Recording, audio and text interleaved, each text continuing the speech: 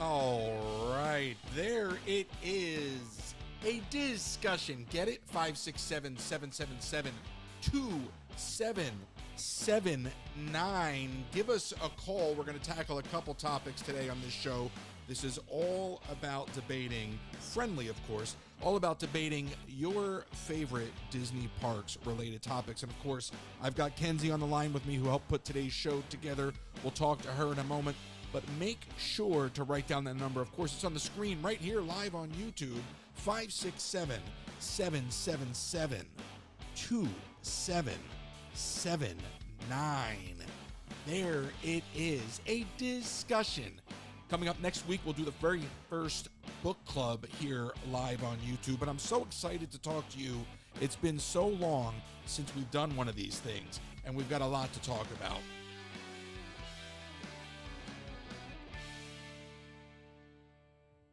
And of course, I am joined by Kenzie. How are you, Kenzie? I'm good. How are you doing? I'm doing good. I've been busy editing. I am very excited for today's video release on YouTube and elsewhere. But I'm good. I'm good. You having a good weekend? It's good. It's been nice weather. It's supposed to be in like the 90s in Cincinnati this upcoming week. So I'm just enjoying the 80 degrees and, just getting some stuff done. So it's been nice. I love it. Well, I have to thank you for helping me put this together. This is supposed to be sort of a friendly debate show. We'll take calls, and we're going to tackle two topics today. But for those who don't know, if you go to my link tree or if you are on the newsletter, you can submit topics for this show. There's a Google form. Go find the link on Linktree. And if you've got a topic you want to discuss on the show, let us know. And then, of course, if you want to call in, we'd love to hear from you. But our first topic, Kenzie, this is something I've talked about a lot and something I'm very adamant on. We're going to talk about what to do with Dinoland. There's a lot of speculation. I think at the last D23, Kenzie?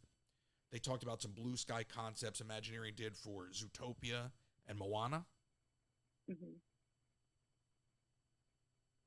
Yeah, and I think, obviously there's a lot of theories that have been tossed around with the crowds and, like you said, some big sky thoughts, but no official decision has been made.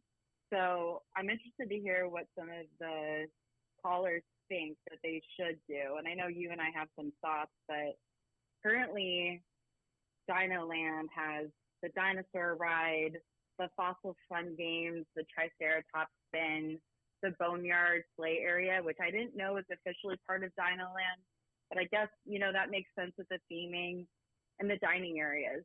So I feel like there's a lot to work with here, but the area is just kind of like dying down. They had that, and forgive me, I forgot the name of the roller coaster that they used to have that they tore down, and I've never been on it, but I think there's a lot to work with here.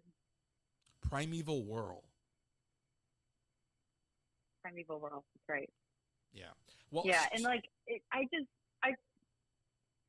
feel like the fossil fun games, like I get the naming meets the theme, but the arcade games, it feels like a carnival. And if I wanted to go play carnival games, I don't think I'd go to Disney World. So it's just it needs a retheme. That is the storyline. Now, albeit it's a convenient storyline if you're working on a budget, right? So that makes sense. My question for you, Kenzie, is do you think, and I'm taking a step back here, do you think that Pandora fits into Animal Kingdom?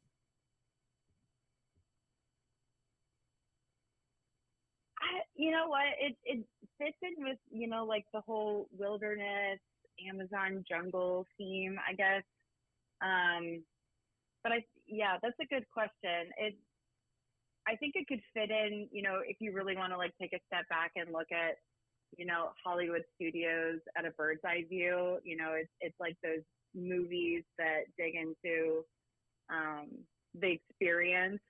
And I feel like Pandora could really fit in there as well. But I think it does fit in Animal Kingdom. I think that there's something to be said about the theming. I think they did a really good job with the Pandora area and the rides, especially like Navi River Journey.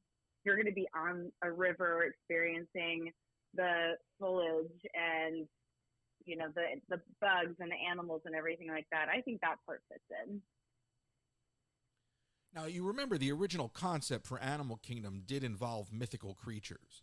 So, in many ways, Pandora does bring it full circle. The reason I ask is because my argument is Indiana Jones. I say it already fits in with archaeology, which is already present in the park. And if you can use Pandora to sort of tie into nature and bring in mythical creatures via that film, then why not use Indiana Jones to further explore prehistoric creatures? So I'm not saying keep the dino theme completely, but the foundation is already there. It's already an easy fit.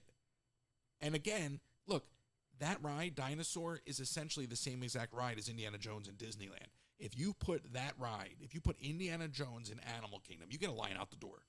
It becomes the busiest park on property. Yeah, and I haven't been to Disneyland, so I cannot speak to the Indiana Jones ride. I finally just saw the first Indiana Jones movie like 2 months ago, and I know that's crazy. I still have to watch the other one, but I'm going to argue with you there on that one. And I think if we have the stunt show in Hollywood Studios, I think Indiana Jones fits there. It's like behind the scenes of the filmmaking from a Hollywood perspective. So if you have that show in Hollywood Studios and you have an area in Animal Kingdom, it's hard to have both. They would have to be consolidated, I would think. But I just don't think you could pull that away from Hollywood Studios. So my thought, and I know people have talked around Zootopia, and I don't love the Zootopia theme, just because I didn't think the movie got a lot of attention. I think, Disney World did a really good job with Toy Story Land, but I'm having a hard time seeing another animated themed area. But that being said, I know Encanto is themed. However, I think Encanto could be a great theme based around the casita and all the different birds and animals, like, the cousin that gets his gifts to interact with and speak to animals. And I think it's a great representation too for South America. We have Asia and we have Africa, but there's so much like land to explore in South America too. They could kind of take it and run with it. Listen, that's a far better idea than Zootopia. I will give you that. I mean, I still stick by what I say with Indiana Jones, but that's a far better pitch than Zootopia. And the other gripe I have with Zootopia, Kenzie, and this is a very baseline gripe, if you remember when Animal Kingdom first opened, the entire marketing campaign was not a zoo. And they went out of their way to not be a zoo. And that whole campaign was not a zoo. It was like a word. And so for me, that is so on the nose to put Zootopia in Animal Kingdom. I just don't like the idea of zoo in Animal Kingdom. But again, I could just be, coming at this from the completely wrong perspective. So, but we want to hear from you. So give us. No, I agree. Oh, I apologize. Sorry, we have a delay. Finish your thought, and then I'll do the call to action. No, I was just going to say, I agree. I feel like Animal Kingdom is about the immersive experience of the animals. And zoos, you look at them from behind the glass or behind a fence. And, while it might be similar in some ways in Animal Kingdom, overall, I think, it's a lot more immersive with the guests. But I think you're onto something.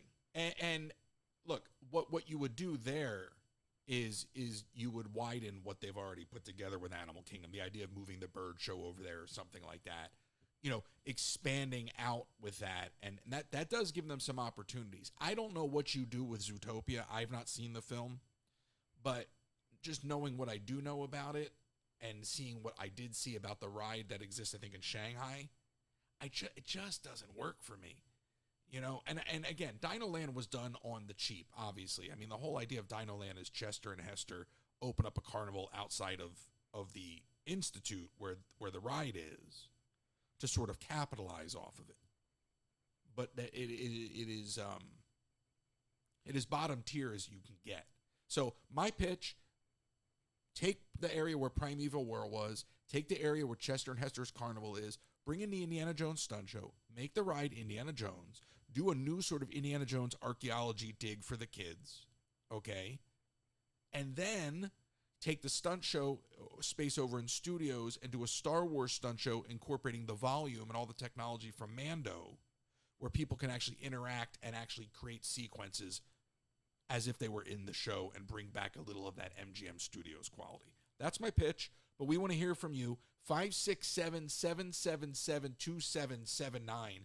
Give us a call, 567-777-2779. And then we have a whole other topic to discuss. So don't go anywhere. We are just getting started. And of course, we are live on YouTube, but this will be podcasted out as well. You can get those links everywhere where you get all the other links, the link tree, the newsletter, etc. There's a website coming out very soon. We're excited for that. But give us a call, 567-777-2779. What would you like to see Disney Imagineering, Disney Parks do with the space that is currently occupied by Dinoland in the Animal Kingdom? Kenzie's going for Encanto. I say Indiana Jones. Disney's floating Zootopia. I know they also mentioned Moana, Kenzie, but do we need Moana over there as well? Like, I feel sometimes it's sort of like pick an area and focus. So I thought it was a little odd that they are putting this water interactive immersive experience into Epcot for Moana. And correct me if I'm wrong, maybe you disagree with me here, but I feel like that belongs in Animal Kingdom. And I don't know if it's necessarily like its own theming area, but just like how Epcot has it, it's in the middle. It's kind of just like a quick walkthrough. But if they do keep it in Epcot, I mean, obviously they will, but they can't have it in Animal Kingdom as well. I feel like that just kind of separates the theming, and I don't know. It would have fit if they put it in Animal Kingdom, but you can't have it in both places. Correct. And I think having done the Moana walkthrough, it fits Epcot if you're talking about renewable resources and you know the future, and then of course the interactive elements kind of plug in with the whole imagination side of Epcot. So it works, but yes, to your point, that would have made more sense logically, because that would have, much in the way of Avatar and Pandora, that would have fit into sort of the nature vibe that is Animal Kingdom. But that's a lot of fun, I have to tell you. They did a great job. It is not huge, but there's a lot there. There's a lot to do, and I think people are going to really, really like it. You'll always have people saying this is what we waited for, but it's enough, you know. Look, you have the Nemo show in Animal Kingdom, you have the Nemo ride in Epcot. I just look at things like that sometimes and say, pick a park. You know. Yeah. That's and honestly, I don't think I knew that the Moana area was going to be about the renewable resources. And if that's the case, awesome. I think that definitely fits in that space. I just hope it's communicated out to the guests, the purpose behind it, and the message on what they want people to take away from this exhibit.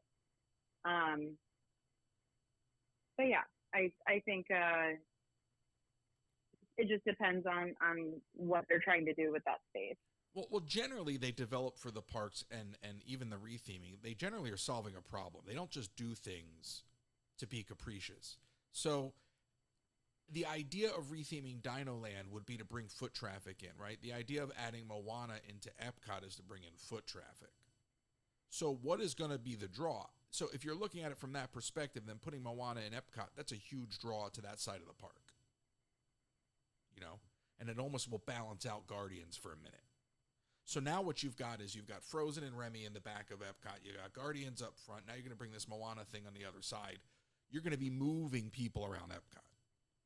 You put Zootopia in Dinoland. Other than the people that will go for the thrill of a new attraction, where's the draw? I don't see enough Zootopia representation in the park to think it's a big enough property. That's just me. I love your Encanto idea because that makes logical sense compared to Zootopia. And now you can leverage what you've already got there in the parks. So, But give us a call. Don't be shy. 567-777-2779. We want to hear your ideas. That's the whole idea of doing this. And then the next topic we're going to talk about are the classics. Do you think that any of the animated live action remakes, if that even makes sense, are better than the original? And we'll get into that in a minute. But again, we want to hear from you. Kenzie, again, they floated ideas, and I think it was just to gauge interest. But the one thing we haven't talked about is just keeping Dinoland. There are some people that say keep Dinosaur. If you keep Dinosaur, don't you think you still have to do more there? Obviously, there's an opening. Yeah, I mean, that's a no-brainer. I feel like as a guest of the park, when I go to Animal Kingdom, I typically don't go over to Dinoland. And maybe it has something to do with the fact that I don't like the dinosaur ride. I think it scares me. But the rest of it just doesn't appeal to me. If you're there all day going to the park, fine. You're spreading out your time in each area. You're spending a little bit of time. But there's not enough hype, like you said, to go over there. The theming is just kind of, it needs a refresh if it's going to stay as Dinoland. But the only concern I have of mine is, a lot of people, I feel like, get confused on this Jurassic Park theme, right? Because you have Dinosaur at Dinoland, but then Universal Studios has the Jurassic Park ride. So I have to wonder if they're going to run out of options or ideas to expand without mimicking this Jurassic Park area in Universal. Well, if you're going to do dinosaurs, how are you going to do it? Is it kid friendly, or are you going for thrills? And obviously, Universal has the thrills when it comes to Jurassic Park. So that's another valid point. I think if you go back to the original concept for Animal Kingdom of having dragons and mythical creatures, and you can see it in the logo. If you look up at the logo, you can still see a dragon in the logo. The idea of riding on a banshee kind of fits in with that in a more IP-driven way than just having dragons the way they were going to. Dinosaurs kind of fit that vibe too. So there's nothing to say that you couldn't do Indiana Jones and have dinosaurs. I just think keeping it as dinosaur is thin. What are you going to put in place of Primeval Whirl? You have an opening there. That opening, to me, is the whole reason the entire land needs to be redone. So for me, if you're going to, yes. Go ahead. No, please. You had me thinking, because I didn't realize, like, I've seen the Animal Kingdom logo from a distance, and now you have me looking at it. I didn't know there was a dragon on it. Like, where does that fit in? I can't think of any part. Like, I would think that would have to be a banshee. Because the original concept was to have mythical creatures. There was supposed to be a mythical aspect to Animal Kingdom for dragons, unicorns, and whatever. So that's, to me, again, where dinosaurs and banshees fit, and whatever else, because it speaks to, dinosaurs, have a mythical quality to them, but again, it's still in the logo, right? So you don't lose sight of the original concept. I mean, I know that wasn't their pitch for Pandora. They're obviously trying to bring IP into the park. Let's not pretend like they're doing it to drive story ideas. But it works in the same way that Dinosaur works. That's probably where my logic goes with the whole Zootopia idea. It is the antithesis of everything that the park was built to be. And again, I'm fixated on the word zoo. I just think that. Go ahead, finish your thought. No, the delay is killing me. I said, I'm just really excited to hear what other people have to say. 567-777-2779. What do you think Disney Parks, what do you think Imagineering should be doing with Animal Kingdom? And if all you really want to do is call in and say hi, that's fine too. But we want to hear from you. We want to know. The whole idea is to find out what you, the listener, you, the viewer, think should be going on. Maybe you think Zootopia is a great idea. Maybe you like Kenzie's idea for Encanto. I hadn't heard that before, Kenzie. That's the first I'm hearing. You know, when you talk about incorporating the birds and everything, you know how I feel about birds. But that's a good pitch.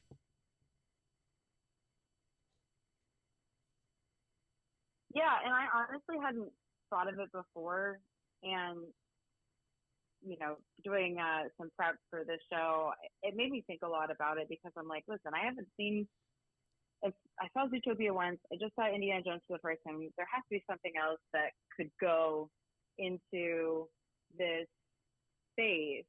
And I'm thinking about all the different movies that Disney has that could fit in that theme. For a second, I thought about Tarzan, and I remembered that Disneyland has the kind of like this with Family Robinson, um, you know, ride or I guess walk through at Magic Kingdom. So I'm like, well, they couldn't really move that over to Animal Kingdom, but Encanto just came into my mind randomly, and I think everybody loves that movie. I don't think that it's unknown that it appealed to kids, it appealed to adults.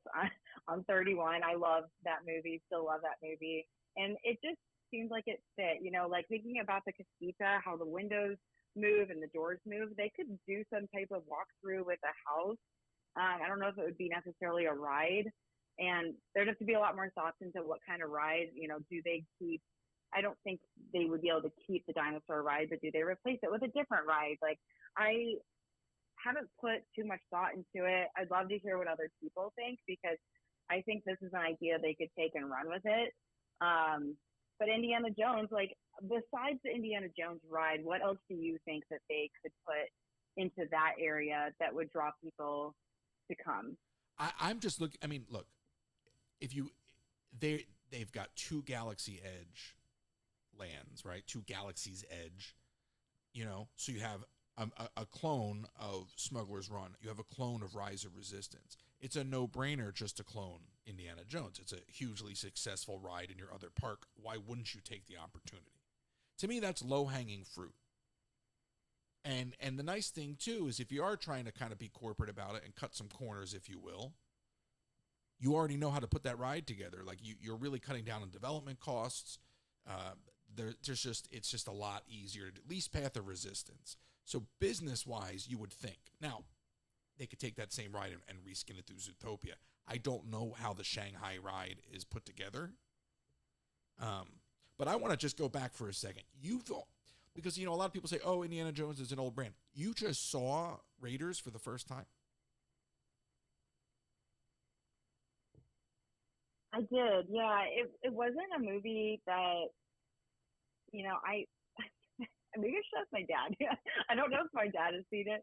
I know my boyfriend loves it. His family loves that movie. They all grew up as a family watching that movie. So I don't think it has anything to do with, my age. I think that it's just, what your family was interested in, and maybe that just wasn't something that my family was. But I did watch the first movie. I loved it. I did laugh a little bit at the special effects because it is, I think the first movie's in the late 80s maybe. But I am interested to watch the other ones, keep going, and watch the fourth one that just came out in theaters. It is an iconic film. I do know that. I knew it before I was going into it, that the music, the composer put a lot into this movie. And was it Steven Spielberg? But I mean, regardless, it's an iconic movie. It will draw in those crowds, even if you have or haven't seen it. I like going into Galaxy's Edge, and I've never seen Star Wars, and I know that'll probably cause a huge feud. But I do think that there's something to be said about these iconic films and bringing in those guests because people will still come to see it because of the name. Well, I think kids grow up knowing who Indiana Jones is now, whether they've seen the movies or not. He's just the name of a character that you just know. It's like Mickey Mouse. And at some point in a child's subconscious, they latch on to who Indiana Jones is. So to me, the idea that Indiana Jones is an antiquated movie or that the shelf life is wearing thin, I don't buy it. I'm sure at some point there'll be an Indiana Jones animated series. Maybe they won't reboot the movies so soon, but there'll be something.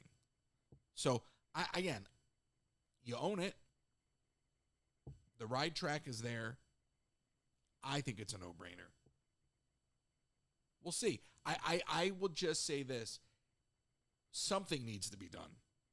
Okay, and something needs to be done soon. Animal Kingdom just celebrated its 25th anniversary, and that land over there is festering, and it needs improvement. And seeing a giant hole in the ground where something used to be without a plan just doesn't seem to feel like Disney to me. Disney doesn't seem to just rip things out without a plan. I can't really think of too many instances where they've done that. Yeah, and I think that, like you said, they just celebrated their 25th anniversary. I would have loved to have seen some type of announcement. I know they're big on doing that at like D23, but just something, because like you said, that area is just sitting over there festering, and something does need to be done about it. I think that it's lacking the crowds, and everybody's in all of the different areas because they're just better themes. There's more to do. It's more appealing to those crowds. And if we get another area in Animal Kingdom that's just sitting there and retheme it, it moves those crowds around and kind of just weeds out the huge amounts of people that are, just in all the different areas. I feel like Animal Kingdom's already crowded as it is. Well, it'll move people around for sure. About your placement. Yeah. Yeah. All right, let's go to the phones. 239, you're on the air. What's your name? Where are you calling from? Hey, now, it's Connor. Hey, now, Connor. How you doing, buddy? Hey, good. Connor. Hey, Kinsey. How are you? Good. How are you? I'm doing great. Glad to hear that you're on the show with the host with the most. Of course. So I've been listening in on the insights of Animal Kingdom and the fact that Kinsey has just watched Raiders of the Lost Ark, which is great. You definitely need to keep watching Indiana Jones because you love that series. But no, I am actually interested in Kinsey's idea for Encanto. I think that would be great. But also Indiana Jones would be, again, Royce, you're on the money with it. We would be out the door of Animal Kingdom with that ride. Out the door. There's just no way you wouldn't be. You're taking the most popular ride in Disneyland and moving it to Disney World, or bringing it to Disney World. Absolutely. Yeah. Now, Connor, I gotta deviate. I gotta deviate real quick, completely. Excuse me. How's everything going in Hollywood Studios? Because you just got through your first week? Yes, I did, and it is going great. It's definitely interesting backstage, but it's fun. I really don't have many complaints. My job is pretty easygoing. The only thing I have to get good at is remembering my table numbers at Sci-Fi. Other than that, baseline is super laid back. Easy to work at baseline. Get to interact with guests a lot more at baseline. But other than that, it's pretty good. I can't complain. I have pretty good hours too. So good to hear. Oh yeah. And you were over at Animal Kingdom last week, right? I was, and I'll tell you what, I actually did get the trilobites, and they were delicious. The buffalo chips. The buffalo chicken chips. Yeah. Again, I was near Dinoland, and I'll be honest, I had no interest in going in it because it's just one of those areas I look at, and it's so run down, and I'm like, I have no interest in going on the ride because as you said before, it is like one of the most unsafe rides on property. So I'm like, there's reason one, and two, it's just the ride itself is very disorienting for me, and I get very sick on Mission Space and dinosaurs sometimes. If I'm not feeling great already, and I get on that ride, it's no bueno. It's not good. And it's very dark. You can't even see what's going on in there half the time. No, it's just one of those rides that you kind of look at and you go, I can do the rest of Animal Kingdom without having to go on that ride. Right. And I did. Literally that day I went on the safari. It was a 15-minute wait for the safari. I went to go see our boy Pongo over at Rafiki's Planet Watch. I rode Everest twice, and then I ended my day on Flight of Passage. Right. So. And Connor, I will have to say, you know, I don't love the dinosaur ride, but sometimes the only reason I go on it is because it's like a 5-minute wait. And I think there's something to be said about rides that have 5-minute waits, you know, like it's like if they're not getting those high numbers, and it's like how many people are actually riding it daily, Right. how many people would miss it if it was gone. Well, and to your point, that's where you're going to pull the traffic. Yeah. It's exactly It's all a numbers game, but look at Carousel of Progress. That ride never goes over a 5-minute wait usually, and everybody loves that ride. But that's also the nature of the ride. I mean, you know, you're loading a theater full of people every few minutes, so it's a little different in terms of wait time. Right, and you know, I definitely think they either need to, and I think they need to change the dragon head on the front of Animal Kingdom to a banshee. But Kinsey, the reason that they did the dragon head, I'll tell you this. I don't know if anyone knew this. I'm sure Royce did. But the river near the bridge to go to Pandora, actually, there's a cave around there that was supposed to have like a dragon. I'm air quoting, even though you can't see me. In it that breathes fire at you. It was supposed to be a river ride. Right. And you can still see parts of it there, I think, right? Yeah. Yes, you can. So there was definitely the ambition to do it, but they never fully pulled the trigger on the whole mythical creature thing. And then Avatar came out and Pandora, and it just blossomed into this whole different thing of like different direction. So, but at the same time, they made great success with it. I mean, they have Navi, they have Flight of Passage, the area's great, but I definitely think they need to rethink Dinosaur. They need to do something with that ride. They need to revamp it.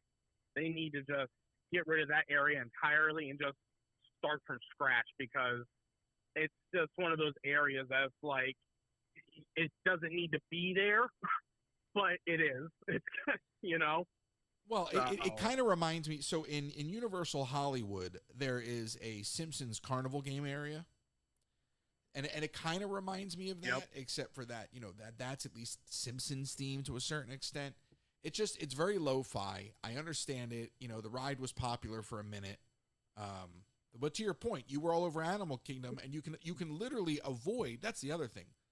Just because of the layout, you can literally avoid that part of the park and still go everywhere else. So you actually need to draw people over there. You know, you need to give them a reason to go over there. They're not going to pass by on their way to Pandora. They're not going to pass by on their way to Everest. And technically, they don't have to go that way to go to Nemo, to the musical. So it's kind of this pocket that is underserved. And, you know, in the spirit of solving problems, people say Animal Kingdom still to this day is not a full day park. You bring all of that over there. You have a line out the door, and forget about it. Animal Kingdom will be the most popular park on property. It'll be the new kid on the block for sure if they you know do something about it, because it's just, and it's definitely time. I mean, with the technology and the Imagineering and just the ideas that collab with each other, they just realistically need to listen to the people and just like roll with it, because usually the way business works is you give the people what they want. You know? Well, yes and no. I mean, if you're always capitulating to the public, then you're never gonna have a core mission that you abide by, because you're always going to be sort of going whichever the way the wind blows. So I can't buy into that entirely, but I get what you're saying. But giving people what they want, I should have said within limits. What's that? I should have said within limits. My bad. No. But to your point, like, because you made me think of this whole other thing. So give the people what they want to an extent, yes, or at least like when you're Disney and you have so many great characters, at least pay attention to the writing on the wall. I was having this conversation with somebody, and this is a tangent that'll lead into the next topic anyway, but about what Disney did with Star Wars. You know, because in many ways, Force Awakens was almost a remake of A New Hope. But I'll take that over that third movie, whatever that was. But, you know, we're reading this book the other day in the book club. These executives don't care. They have a property and they're going to milk it. That's why they put Pandora in Animal Kingdom. They didn't own that back then. Okay? But they needed to solve a problem, and that was the best IP that they could latch on to. You know, I say keep the dragon in the logo, Connor, because it's not IP driven. As soon as you throw an IP in the logo, to me that just seems weird. And I wish Disney, in some respects, and I know it's not plausible in this environment, would do things that were less IP driven from time to time. As much as I'm sitting here going, Indiana Jones, it's nice to see them do things that aren't always just cramming intellectual property down your throat. You know, that would have been a very cool river Honestly, ride. I think they just gotta throw Pongo into the logo. I think like that's just a no-brainer. Kenzie's got a good idea there. I like that. But no, I mean, you're right, Royce, with the IP stuff. And, you know, I agree. But they definitely, I mean, they got to do something soon or hopefully in the very near future. Because, I mean, the dinosaurs just, it's run down. It's an old ride. Dinoland is, you know, it's dying out. Funny enough, because it's dinosaurs extinct. Get it? Anyway. But it's just, you know, I don't know. They gotta change it up. Well, listen, on that note, we're going to move on to the next topic, Connor. I appreciate you calling in. Thank you for your insight. And now I'm thinking in the back of my head, ever since you said take the logo out, when Disney took the S off of California Adventure, off of Disney's California Adventure, and how much money they had to spend on rebranding everything, down to like cups and napkins. So you change that logo, that is a very, very pricey proposition. That is true. You got a point there. Well, anyways, you're welcome for my insight, and I will catch you all later. Take care, buddy. Thank you for calling. Hey, Thanks, Connor. Yeah, bye, Kenzie. Bye. Now, Kenzie, this next topic is, and I actually have to change the graphic here. Hold on. I can do this. Look at that. And then I just do that right there. So we're talking about animated classics. What, and I'll take this call at 504, I see you. Just stay right there. Be patient. But the next topic is animated classics. Disney has basically gone through the entire catalog and has remade or is attempting to remake every animated classic. And Kenzie, the question you're posing is, are any of them better than the original? So this one was tough because immediately I was like, no, absolutely not. The originals are the originals. They're the OGs. They're incredible films. But I will have to say that I loved the Little Mermaid remake. I thought that it was done very well. It was really cool to see a woman of color in this main role that Disney did instead of, the classic pale, fair-skinned redhead like Ariel in the original. But Melissa McCarthy was fantastic as Ursula, and I will say I've seen so many remakes over the years, and I just wanted to come into this movie with a different mindset. I had low expectations, and I wanted to separate myself from the original movie because I didn't do that with the other ones. I went in with Cinderella, Aladdin, Beauty and the Beast, just like, how can they remake this? It was just irritating me, but I thought Little Mermaid was so well done. I loved the music, the colors, special effects. That one really surprised me. So I haven't seen it, so I can't comment on it. I will tell you, and we talked about this the other day when we were sort of prepping. I was so excited for the Lion King remake. So excited for the Lion King remake. Just because I thought the photorealism would be cool, and if they kept the spirit of the original, my whole thing is if you're going to remake a movie, elevate the source material. Okay, cool. Photorealistic lions, like this might actually be something.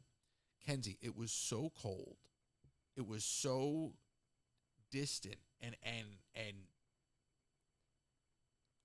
really, quite frankly, the opposite, evoked all the opposite emotions of watching the original picture.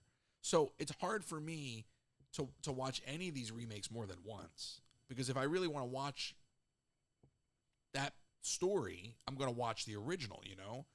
I mean, do you feel that the Little Mermaid remake is to the point that you would watch that over the original? I don't think I would watch it over the original, but I will watch it again. And I think there's a lot to be said about that because I do agree with you about The Lion King. I had a really hard time connecting with this movie. I think the main thing was looking at animated animals with facial expressions and then going to like this live action remake with CGI characters that were just like, they want to make it look as realistic as possible. Animals don't always have facial expressions. So it was hard. Like I was like literally in the theater crying before Mufasa dies. And when it happened, I was like, I don't feel anything. I feel nothing. And also Ellen John's one of my favorite artists of all time.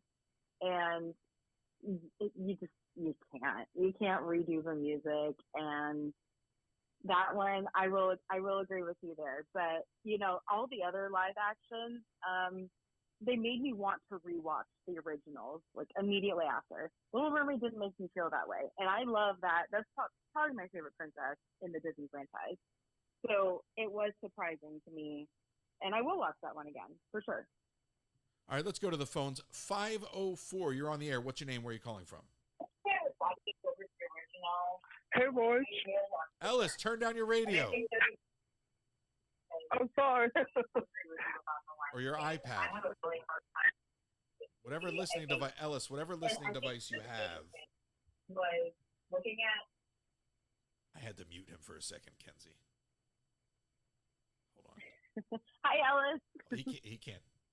Hold on. Ellis. Yeah? Turn down YouTube. Oh. Ellis, are you there? Yes. Okay, congratulations. You turned down YouTube. There we go. I'm glad you find it funny. What's up, dude? Yeah. Not much. My favorite live action one is the new Haunted Mansion one. Oh, more than the other Haunted Mansion one? Well, there's the second one the first one with Eddie Murphy, which wasn't too great, but the live action Haunted Mansion movie is my favorite. Okay, but Ellis, here's my question for you, because I know how much you love Gaston and Beauty and the Beast. Mm-hmm. Which do you like better, the animated Beauty and the Beast or the live action Beauty and the Beast? I have to say maybe animated. Okay, that makes sense. I feel the same way. The live action Beauty and the Beast wasn't that great though, but I don't know, it could have been more better. Do you think that Emma Watson was a strong Belle? Yeah. Oh, okay. I think so. I disagree, but that's fair. You don't have to agree. I just didn't think that she did Belle justice. I think she lacked the bravado. No. But she did have a good singing voice though. She did good. She did good. I just think that they could have done better, but I understand why they cast the way they cast. Mm-hmm. Kenzie said, but I will say that the song Luke Evans was fantastic. And he's not bad looking. But I thought Evermore was the best song that they added to a live action. I just thought that was really well done. I love the version that Josh Groban did too. I think that was the best like additional song to the original soundtrack that they did. Now going back to the Lion King for a second, and this is just again pulling back. As much as the Lion King, and because Jon Favreau directed the Lion King, as much as the Lion King disappointed me, without the Lion King and the development of the technology they used for the Lion King, you don't get the technology they used on Mando. Did you know that, Ellis? No. You know the volume on Mando, the big set with all the screens on it that they use? Uh-huh. All that technology came out of creating the Lion King live action movie.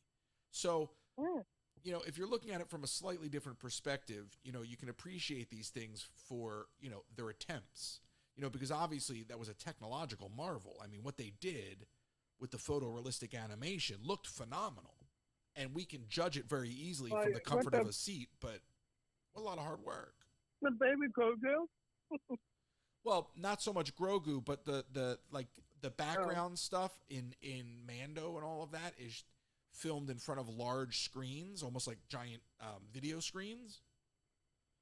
And it's all the similar realize technology that. they use for the Lion King, yeah. Oh. So, listen, it is what it is. Ellis, I'm going to let you go because I know you got a lot to do. And Okay. I will talk to you later, okay, All right. buddy? Okay, and I purchased the Charles shirt. Sure. Yeah, the one with the mini pongo. What about it? I was saying I purchased it. Oh, you did. Thank you, Ellis. Thank you for plugging my You're my welcome. Printify store. I appreciate you. The child. Your check is in the mail. Okay. All right. Don't ask me when it's arriving, though, okay? All right. All right, buddy. Hi, Ellis. Bye, Kenzie. I can't believe he didn't ask me about staying at my house for Tiana's. I was fully expecting that. Fully expecting that.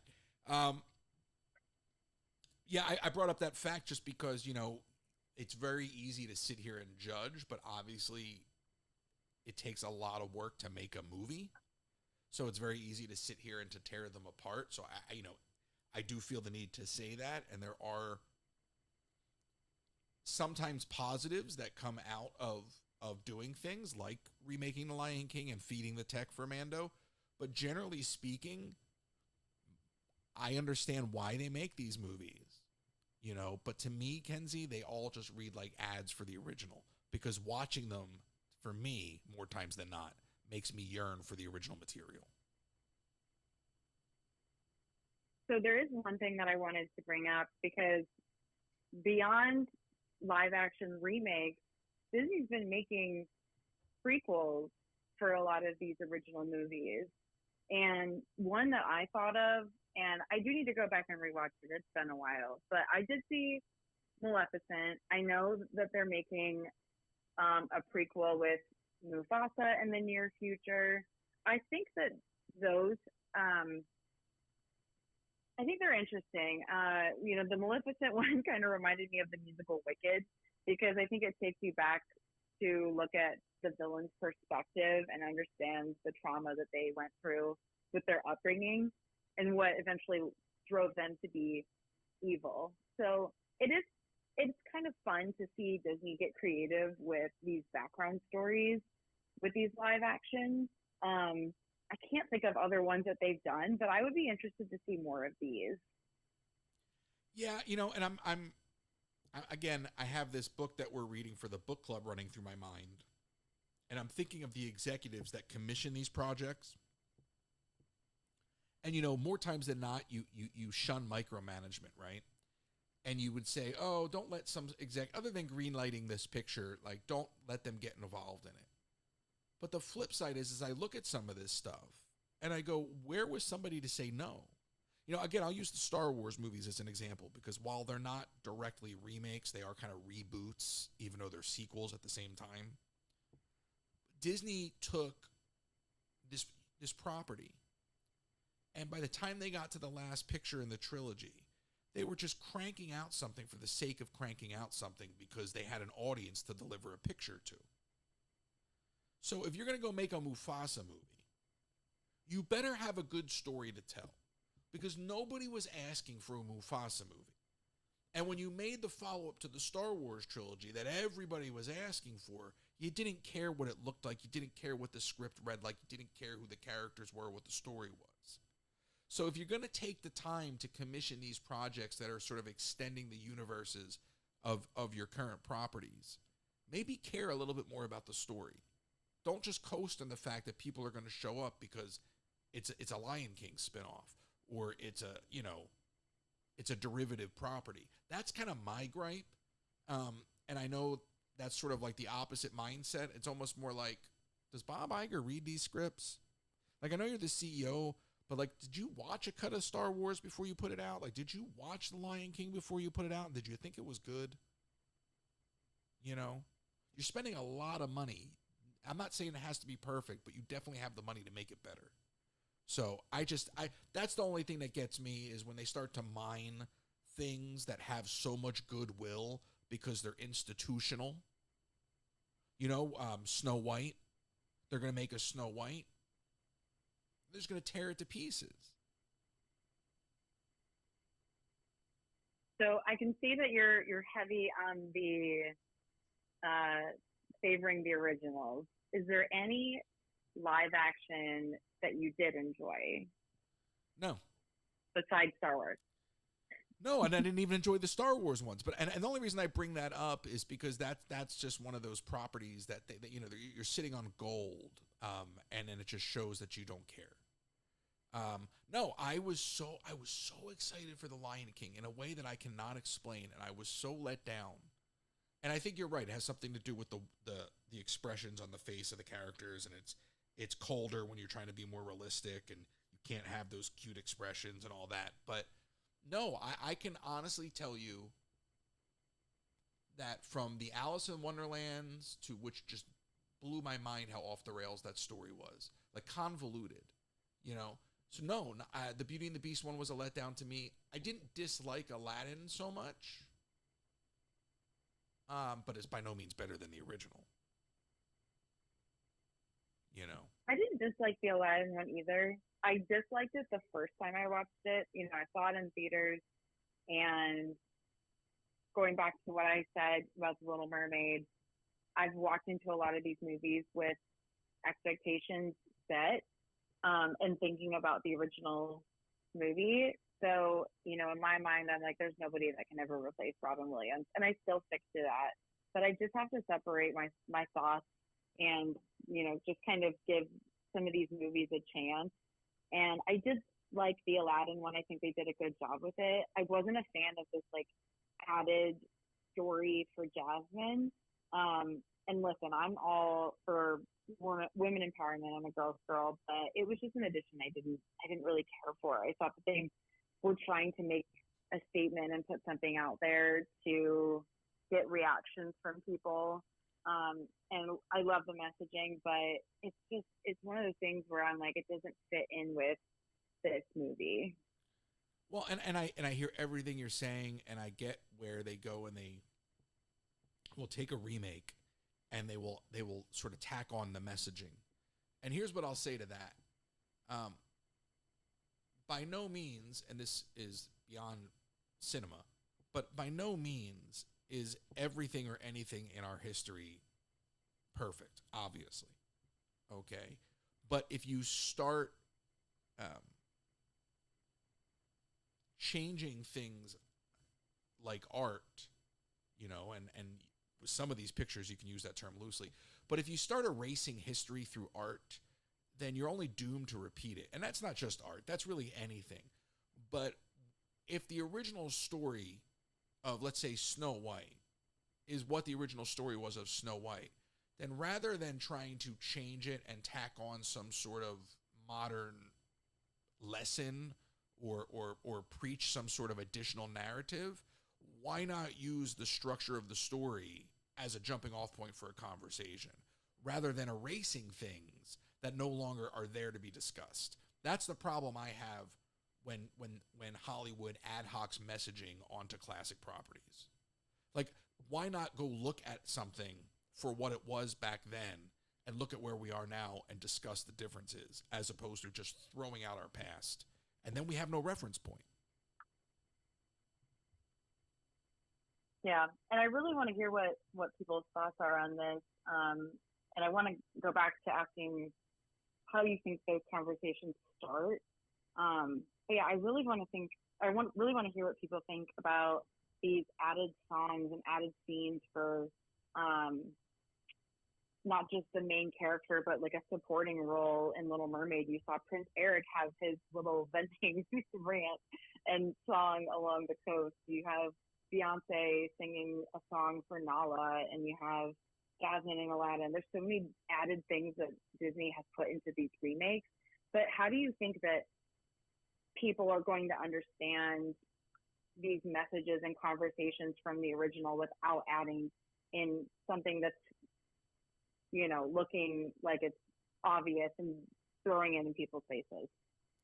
Well, listen, it's a tough thing to balance, and I'm just sort of like, and I get it. You want to be sensitive to everybody's plight, but if Snow White, if they're not, I guess they're not even going to be dwarves now, right? Like I'm not really clear on how they're doing the picture, but I've read things online where people are complaining about that. Okay, great. But like if you start to change things too much, then why are you even retelling that story? If you're going to make so many, then just go tell an original story and share your message. If you're going to latch on to something that people love, don't expound all the goodwill before you've even gotten started. If I'm going to go see a Snow White movie, I want to see Snow White and the Seven Dwarfs. That doesn't mean I have a problem with little people, Kenzie. You know what I'm saying? It doesn't mean that I don't appreciate the plight, the plight of even the of little of I don't even know how to say it now without getting chastised, of short actors, very short actor, like whatever you want to say. Like we're so sensitive. So my whole thing is yeah, great, I get it. You want to latch your messaging on, but tell a new story. Just tell a new story. Don't completely take something that existed in the culture for as long as it did, that literally earned its classic status, and then think you can come in here and you can sort of, slapdash something else onto it and still coast off of the audience that's attached to it. Because what happens is people walk out of that and they're disappointed, and then you do lose their goodwill, and then they're not there for the next movie. Like at some point you will burn your audience's goodwill to the ground by remaking these pictures poorly. Like at some point you have to do it right so people have hope for the next one. So that's my whole gripe. And again, I've got this book that we're reading running behind my mindset here, Kenzie, because I'm just thinking about the executives that make these decisions and the reasons that they make them. But whatever. No, who really cares what I have to say in the grand scheme of things? You know what I mean, Kenzie? Well, and I will say that all of these live action remakes, they're coming from a place of nostalgia. People crave it. It's what people love to see. And like you said, you were so excited to see The Lion King. It's the hype. They don't have to do like literally any advertising. They just have to put it out there that this movie is coming to picture, and people will run to the theaters. So going back to what you were saying about Snow White, if it's not culturally appropriate to remake this film, don't do it. Don't change the story. I feel like there's just maybe a lack of creativity that's coming out with these newer movies. So they're reverting back to these originals because it's already written for them. They just have to tweak some things and obviously get creative with special effects and CGI with live action, but the story's already written for them. I would love to see them just get creative with making new films. Well, and it's minimal risk. If you're an executive answering to shareholders and you said, well, we're remaking Frozen into a live action picture, and then let's just say it flopped, nobody's going to look at you like you did something wrong, because everybody's going to bet on that horse. So it's fear-based decision making.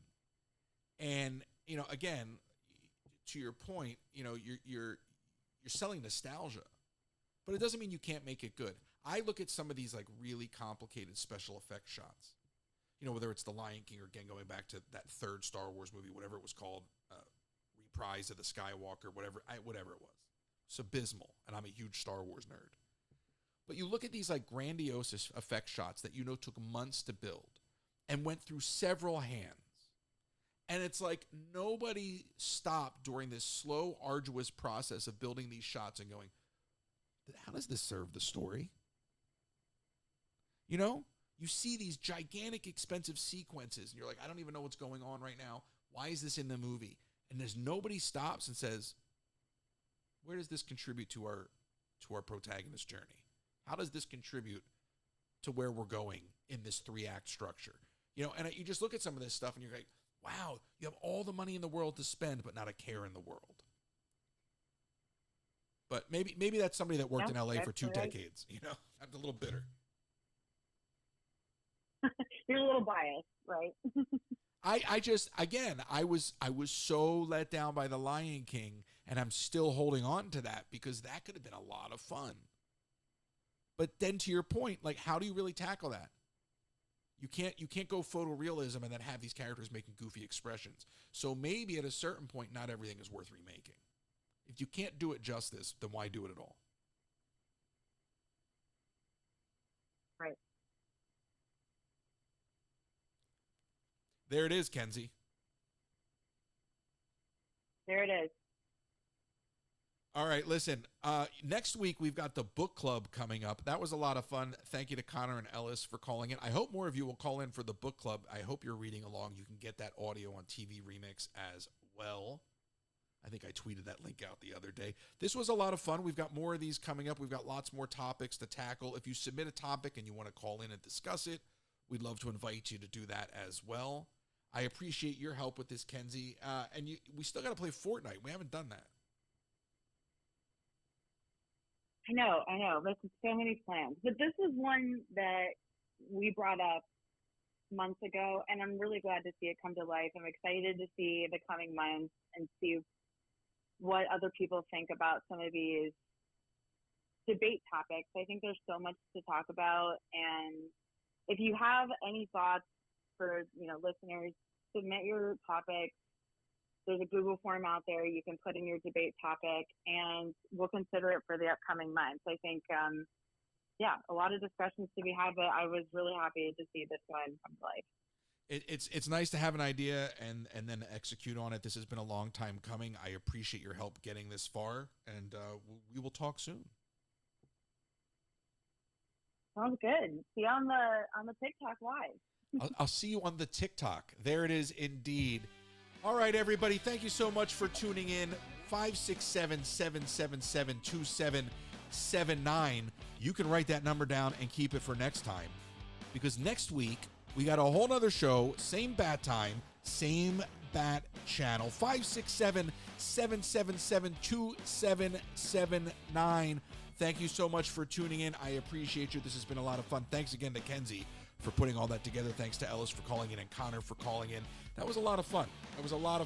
And when it's all said and done, we still love everything that is Disney. We still love everything that is classic animation and the attempt at reinvigorating some of these properties. It's all about the love of it all. So we critique, but we appreciate, because it's not that serious, folks. It's just not that serious. Thank you so much. I appreciate y'all. And we'll see you next time. Bye-bye.